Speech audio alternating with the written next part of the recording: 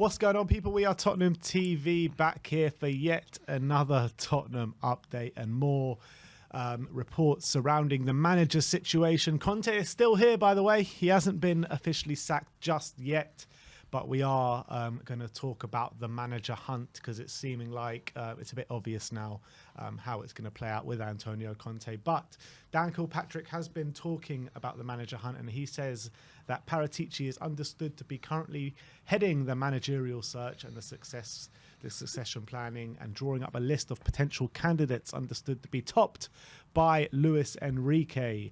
Matt Law says the long-term manager list includes Luis Enrique, Thomas Tuchel, Maurizio Pochettino, Roberto De Zerbi, Ange Postecoglou, Olivier Glasner, and Thomas Frank. And it is understood that a number of the Tottenham potential candidates to replace Conte share similar concerns to those that he raised so publicly after the 3-3 draw with Southampton, which Spurs squandered a 3-1 lead. So out of those managers, I can definitely see like Luis Enrique, Thomas Tuchel, maybe even De Zerbi having massive reservations about coming here. Definitely. I think people like Enrique and Tuchel, who are going to come and have high demands and expect the club to support them in terms of in recruitment and what they want to play, the football that they want to play. I don't know if that's the right move, considering we've just had Mourinho and we've just had Conte. I know they might play a different style of football, but they're still going to be highly ambitious, highly demanding managers who are going to expect a lot from the club. And when the club inevitably can't provide it, is it all going to go pear-shaped again in 18 months time? That's what I'm worried about. Enrique plays very specific type of passing, technical kind of football. We don't have many technical players. That's the issue. So he's going to have to sign a lot of technical players to make that kind of system work in a lot of different areas. So as much as we can want Enrique, maybe he's got a similar mentality to Harry Kane in terms of how ambitious he is that an appointment that's really going to put Tottenham back on track and go in the right direction, or is it going to be another appointment that's going to blow up in 18 months? That's what I'm worried about. When I look at that list, obviously there's Pochettino, who's done great previously and he knows the club, and if he comes back he'll know the situation, so maybe that, and obviously the fans will definitely get on side. Someone like Thomas Frank, I'm warming to that idea because he knows how to work on a budget. The only question is the work he does at Brentford, everyone's on the same page as to what they want to do. Is he going to work with this ownership who like to take things into their own hands rather than everyone being on the same page collaboratively from a recruitment standpoint? It's a big question mark, and obviously he's got a good thing going at Brentford. Does he want to ruin that by potentially ruining his relationship at Tottenham, or does he just want to carry on at Brentford? There's also a big question mark. And obviously that what you said there about the managers having reservations, I think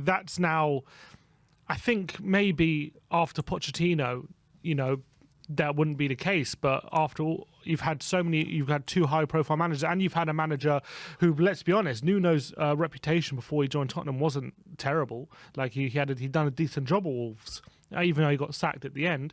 He actually done a decent job, and he's come, and now he's persona non grata. He can't get a job unless it's in Saudi Arabia. So, if you're like someone like Thomas Frank or De Zerbi, they'd be looking at someone like Nuno thinking, I actually had a decent reputation before I joined Tottenham, and now I'm known as one of the worst managers in the Premier League.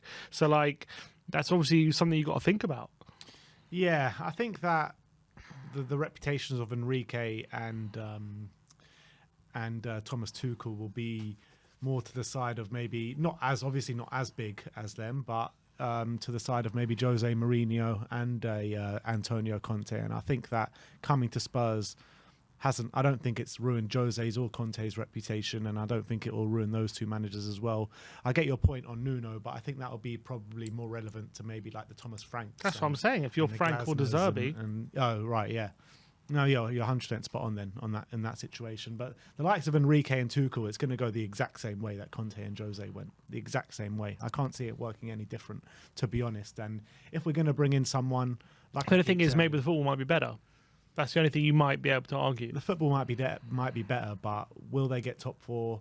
Will they be reaching their targets? Will they be out of a job in 18 months' time? The question is not necessarily will they be hitting their targets, is will they not get frustrated at the end like Conte's end will. up? And that's the question. Will they end up getting frustrated with how the club's top run? Manager will get frustrated how the club's run. That's just the facts of the matter.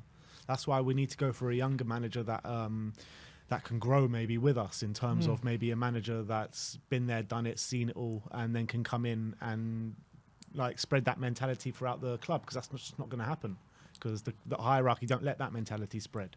So it's a very tough situation.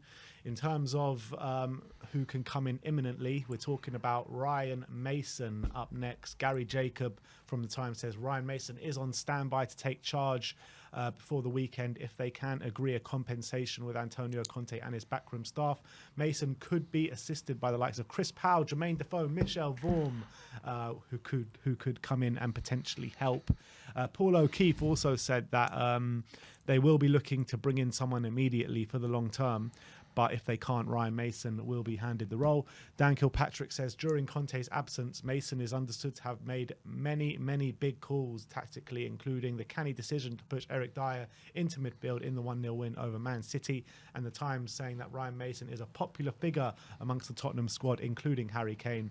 The club are also fans of his work and on the training pitch, as they consider appointing him on an interim basis for a second time. So Ryan Mason 2.0. Yeah, looks like it's happening. Get ready for it, people. We're going to get some Mason ball for the last 10 games of the season. To be fair, when he was in charge last time, I think he was in charge of 6 games or 7 games in all competitions and won 4 of them, lost 3, 2 in the league, obviously the cup final as well.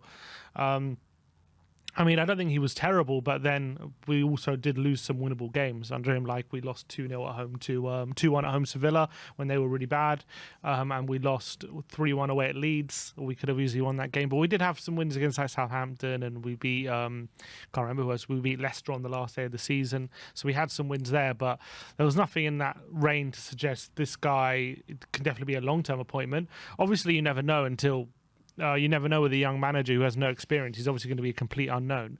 But to handle a squad like Tottenham, who have a lot of big players, a lot of egos. There's players like Kane and Son who are older than Mason, I think. Potentially, like I don't know if he commands the respect of this team to really get them the results they need. You could argue maybe is the football going to be better? Is he going to play more high intensity football, get us attacking more? Maybe, but that doesn't guarantee better results. It just doesn't. In the end of the day, if we go play a lot more attacking, it's very possible we're left very exposed to the back and we just get destroyed. And if we're not scoring goals, we could be on some heavy defeats, which is obviously got to be a worry. So who knows what these last 10 games are going to bring with most likely Mason in charge. It's not something I'm excited about at all. I don't see it being like a breath of fresh air or the shackles will be off or anything like that. I don't know. I don't know what positives I can take from Mason being in charge. It's just something I have to get. Maybe. I don't know. That's it. Mason and vibes. That's what maybe you can argue maybe the shackles will be off. Maybe I don't know. I guess if the shackles will be off. Maybe if we go to a 4 at the back, maybe if we go to 4 at the back, maybe it's just good to see something different, even if it doesn't work. Maybe it'll just be good to see something different to see if this 4 at the back would work or not. But I don't know. It's. I'm sure, like, because he has a good relationship with people like Kane, I don't think they'll like not run for him or anything like that. But whether he has the tactical nous to, get wins on the board required to get top 4, especially when we've got games at Anfield, St James's Park, we've got Man United to come to the Tottenham Hotspur Stadium. Is he really going to win those kind of games or get results in those kind of games? I don't know. Maybe he doesn't need to. In our next 6 games, they're all difficult games. We've got Everton away, Brighton at home, Bournemouth at home, which is obviously a winnable game, Newcastle away, Man U at home, and Liverpool away. I mean, that is a tall order for Ryan Mason to get consistent points in that run. Very tall order. Mm-hmm. And if we don't get consistent results in this run, then you can probably kiss top 4 goodbye, to be honest. So it's a very difficult situation we're in. I'm not holding my breath for top 4 anymore. But I guess let's see what Ryan Mason can do. We've got to give him our utmost support. Definitely. Next up, let's talk about Danjuma. Ali Gold was talking in his article earlier on today, and he said nobody at Spurs appeared to have checked with Conte over whether Danjuma fitted his system. Within weeks of signing the player, the head coach declared that he felt sorry for the 26-year-old. I mean, how can something like this just keep happening? How can something like this happen in a multi-billion-pound industry? Like, why are you signing players and not checking with the manager at all if he fits the system? Like, it just doesn't make sense. Doesn't make sense at all. It just goes to our recruitment policy, doesn't it? And it goes again about the club making signings because they can, not whether they should. And I've been saying this. Like, this is what they do. They don't sign players because they believe this is going to be a good fit for the system that we play. They just sign a player because he's a good player who's available. That's why they're signing him, and that's not a way to build a team under a elite manager who needs very specific things in his system. So, obviously, again, I think Conte is being stubborn, and obviously the fact that he refuses to play him at all, seemingly, is a stubborn move. And I would at least give him a bit of time on the pitch. And I think it's not fair on the player to do that to him just because you don't really agree with his signing. But at the end of the day, the club also shouldn't be putting players on the manager who doesn't fit his system and he didn't really want. And I think that from that point of view, you're on a hiding to nothing if you do that. Yeah. And it was especially on a 6-month loan. If you signed him on like a 3-year deal or something, you can at least say, well, if Conte goes, he can be a big part. But you've literally signed him for 6 months. Like, what's the point? Mason's gonna make him into a baller. Maybe he might do. Might do. I mean, he's not. I don't think he's a bad player. I really don't. I've got no problem with Danjuma. What we've seen from him, he scored a goal in his only appearance, pretty much, that we saw from him. I got no problem with Danjuma as a player. And I don't think he's bad, but he's just a player that Conte clearly isn't interested in playing.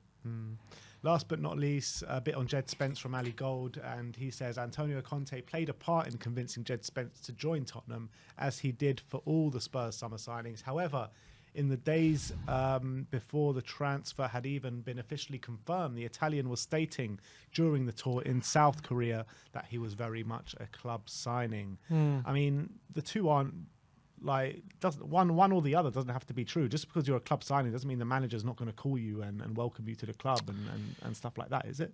Yeah, I don't think so. I think if a club is deciding to sign a player, the player is always going to want to talk to the current manager, I'd assume anyway, to know what's going on and if I fit the system, and if those conversations are had, I'm sure Conte is going to be like, look, you're a good up and coming player, we need you at this club, blah blah blah.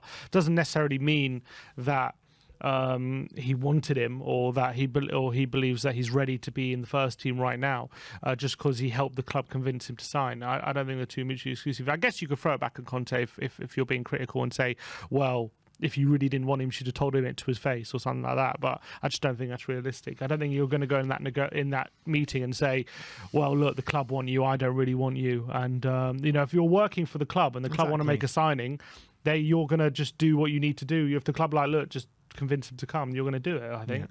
Yeah. I think that's absolutely spot on, and I see a lot of people on social media making quite a lot out of this, and I don't think there's anything really to make out of it. What's he going to do? What's he going to tell Spence? He's just going to say to his face, look, I don't think you're ready, don't come here, like, I don't want you. I don't think he's going to do that. Like, if he was going to say that, he would say it behind closed doors to the boardroom. But once it gets to a stage where they've agreed a deal and stuff, he's obviously going to welcome. He's not going to be, he's always going to welcome into the club. Do you think it's wrong for Conte to come out in the press and clearly state from the off that he was a club signing? If he's going to treat him like he did, and just say, look, he's a club signing, basically, like he's not a signing I made, and then never play him, even though our right backs were stinking the place out. I did think that was stubborn and wrong, to be honest. Yeah, I think he should have given him a fair go. He should have given him a crack, at least, or given him a fair amount of minutes to judge him. I think it's unfair for... I mean, I guess, look, I'm not in training, and that Conte's the one making that decision who plays, but I do think it's unfair of him to say he's not ready without giving him a chance to show whether he's ready or not. I think that's unfair. Apparently, Spence locked down Mbappe and Messi on the weekend. Well, they won. Yeah, they won 2-0, clean sheet. I mean, fair play to him if that happened. I've also heard there's some games where he's definitely been suspect at the back as well, but fair play to him if he's having a good spell at Rennes. That's all we want, and hopefully he can come back more confident. Yeah, that's a good point, actually, because when you're looking at it, the right back situation now, if Spence does have a good loan spell and comes back and commands a first team spot next year, what do we do with the right back situation? Because then we've got three right backs. Is Emerson will be the one to go? Well, you're not going to get rid of Porro, are you? I know, but after that, like the kind of resurgence from Emerson this year, in the past few months. I mean, it'll be a bit harsh, wouldn't it?